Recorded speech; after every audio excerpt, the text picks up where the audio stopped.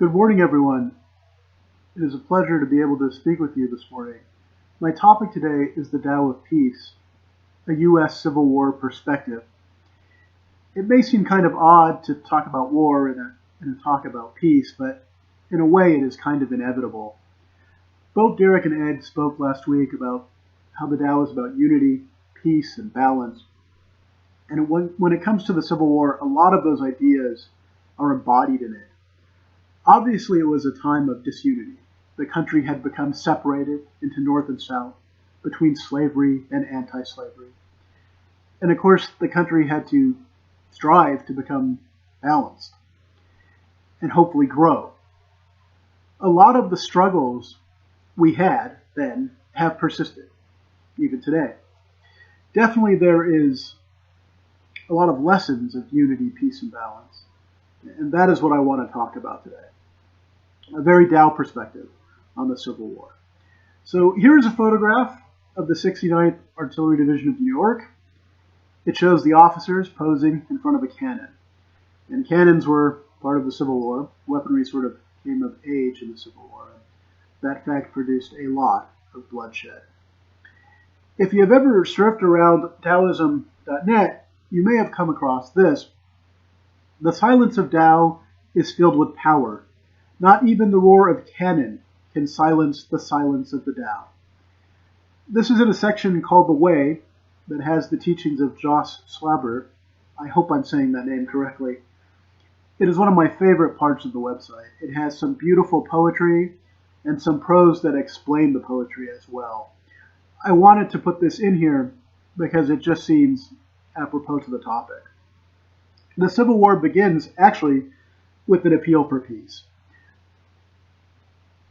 What I have put up here is the last two paragraphs of Lincoln's first inaugural address, and I'm just going to read this. In your hands, my dissatisfied fellow countrymen, and not in mine, is the momentous issue of civil war. The government will not assail you. You have no conflict without being yourselves the aggressors. You have no oath registered in heaven to destroy the government, while I shall have the most solemn one to preserve, protect, and defend it. I am loath to close. We are not enemies, but friends. We must not be enemies. Though passion may have strained, it must not break our bonds of affection.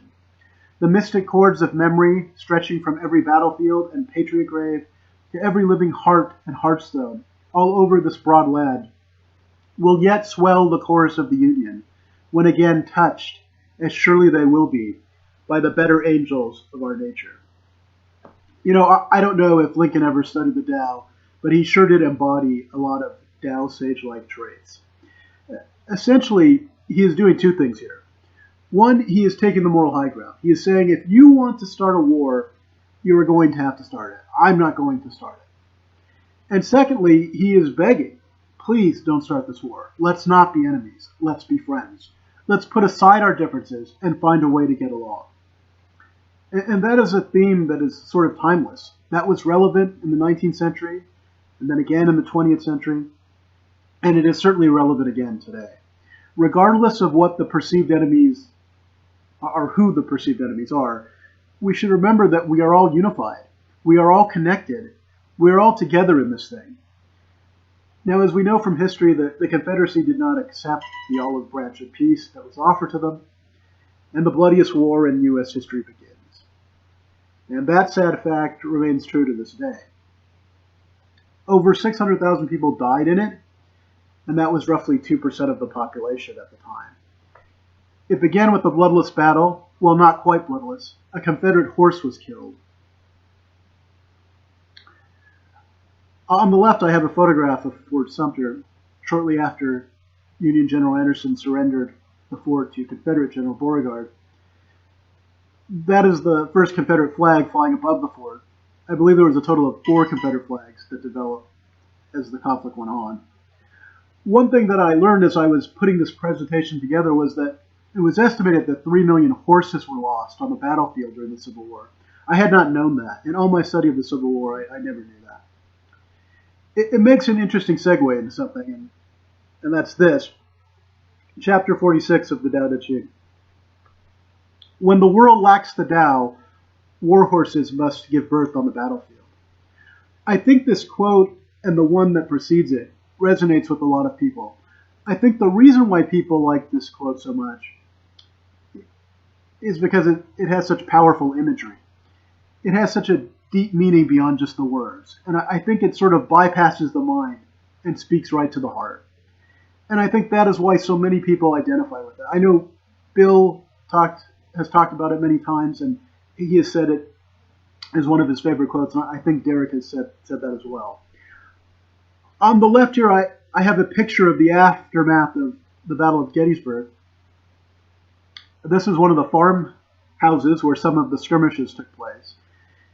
And you can see there in the foreground all of the dead horses. And I can't help but think that this is a farm, and horses on a farm are not supposed to be involved in battle. They are supposed to be used for another purpose. And of course, I'm going to try and come back to that a little bit later. Since the Civil War began with a bloodless battle, in that no human blood was shed, many historians consider the First Battle of Bull Run to be the start of the war.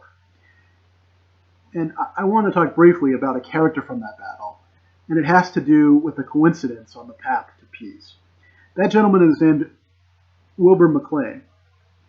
He was a plantation owner and a slave owner, and he was sympathetic to the Confederate cause. So the day before the First Battle of Bull Run, he tenders his house to General Beauregard to use as his headquarters during the battle. And the next day, during the battle, an artillery shell explodes in the fireplace and destroys the summer kitchen and kills several people. After that battle, Wilbur McLean continues to aid the Confederacy. At what point during the war his house is used as a Confederate hospital. And we can imagine, from what we know from history, what that looked like. 19th century medicine was not as evolved as it is today. And you can picture the loss of a lot of limbs. This was before anesthetic. This was awful human suffering taking place in this man's house. And it's no wonder that after a while he grew tired of the awfulness of war. And he wanted to get away. And so he left his plantation and his house on the plantation, and he moved to what he hoped would be a small town where he would never have to deal with the horror of war again. And that town was, of course, Appomattox. And Appomattox is the place where Lee surrenders to Grant. And so, as historians often say, Wilbur McLean could rightfully say that the war began in his front yard and ended in his front parlor. Really, what I want to talk about today is about the peace process of the Civil War. I think there is a lot of lessons to be learned from it, so I'm going to jump right into it. I'm going to bypass those 4 horrible years in the Civil War and go right to the peace process. So obviously the peace process comes down to a moment between General Grant and General Lee. I want to talk a little bit about them together and then individually, and then get into the peace process itself. They served together before the war. Grant remembered Lee very well. Lee did not remember Grant very well, but that is understandable, as Lee was a bit older than Grant. They spoke very highly of each other during the war. When Grant took over on the Eastern Front, he endured one of the worst losses of the war at Cold Harbor. Most of the war, the South actually won most of the battles along the way. And there's a story about Lee's officers saying that they thought Grant was incompetent and that they would beat him easily. And Lee admonished them and told them that I don't see any problem with the way Mr. Grant has conducted his affairs. I think he's handled himself quite well. And that shows that they had great respect for each other, and even though they were enemies. And of course, they put all that aside, and together they take the first steps toward peace. So I want to talk first a little bit about Lee. He actually opposed both secession and slavery, and yet he goes on to defend them both. In fact, Lincoln had offered Lee command of the Union forces before the war, and he told Lincoln he would think about it. But the next day, Virginia seceded, and he considered Virginia his country, and for that reason, he felt compelled to support the Confederacy. Another interesting fact about Lee is that after the war, he swore renewed allegiance to the United States, and by doing that, he persuaded many of his fellow Confederate soldiers to do the same.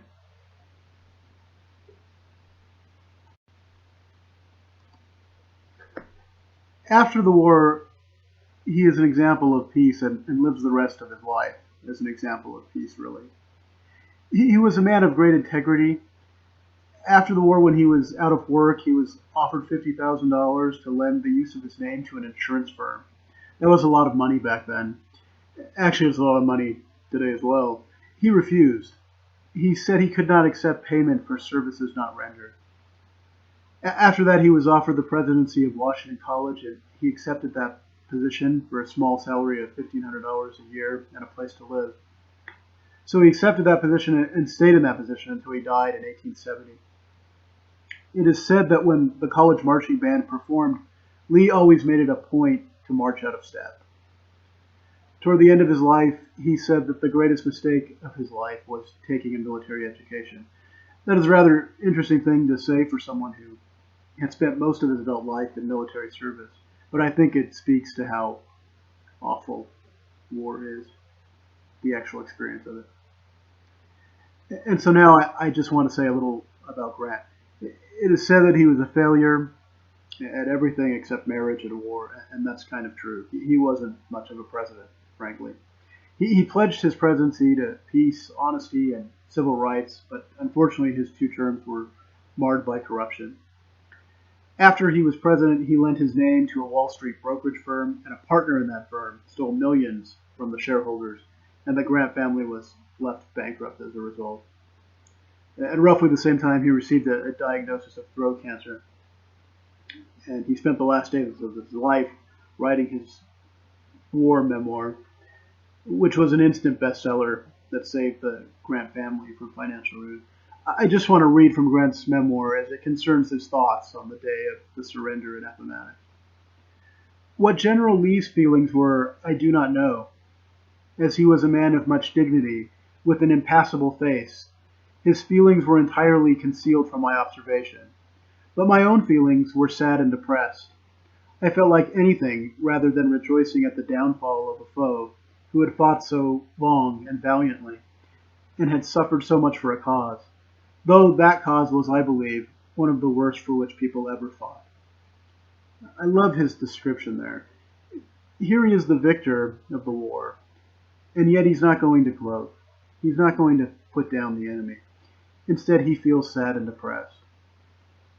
I think we can learn a lot from that. If you think about recent military victories in our time, that is not how we tend to behave after victories. I think we can take a lesson from the leaders of the Civil War, at least from Lee and Grant.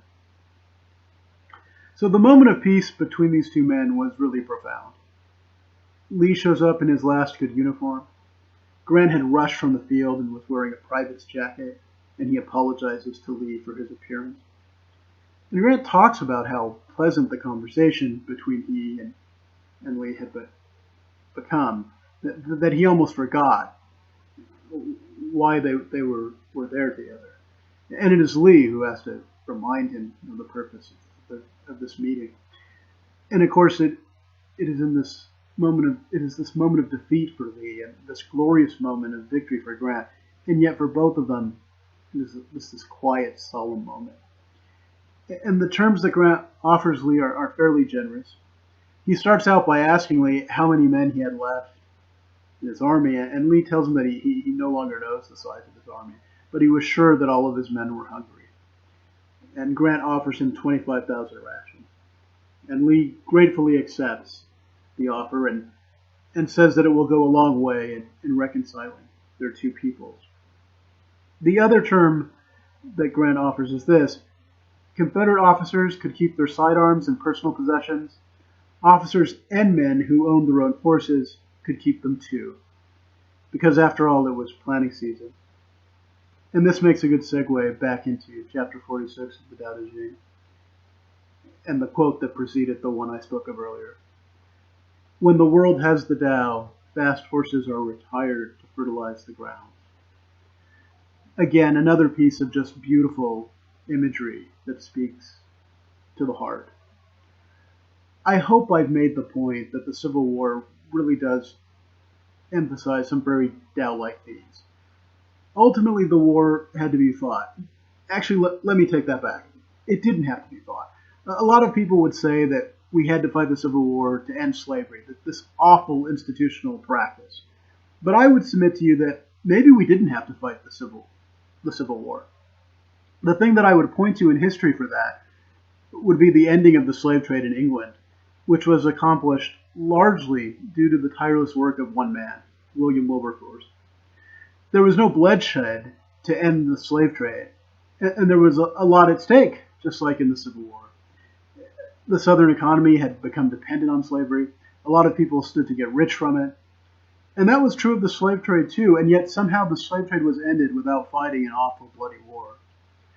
So a lot of times I think we think that war has to be done.